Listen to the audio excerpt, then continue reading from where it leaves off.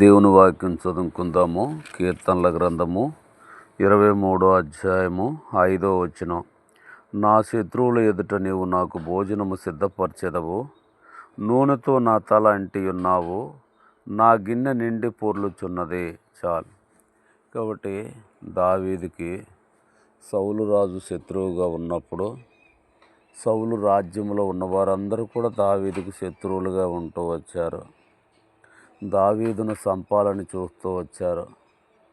తర్వాత దావీదుని దేవుడు రాజుగా అభిషేకించి ఇశ్రాయేలు మీద రాజుగా చేసిన తర్వాత సౌలు రాజ్యంలో ఉన్నవారు చాలామంది దావీదు దగ్గరకు చేరి దావీదు దగ్గర ఆయనకి పరిచారకులుగాను ఆయనకి భోజనం వడ్డించేవారుగా కూడా చాలామంది ఉంటూ వచ్చారు.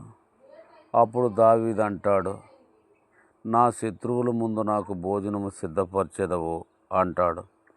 తర్వాత నూనెతో నా తల అంటి ఉన్నావు అంటున్నాడు.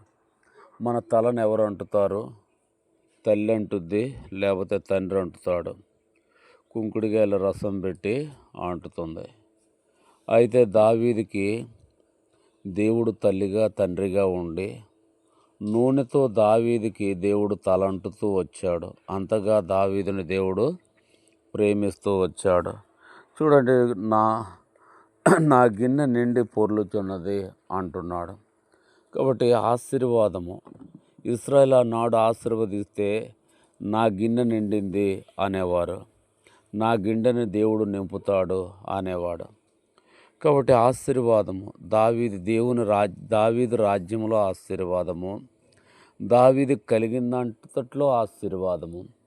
కాబట్టి దావీదును బట్టి ఇశ్రాయేలు దేశమంతా కూడా ఆశీర్వాదము.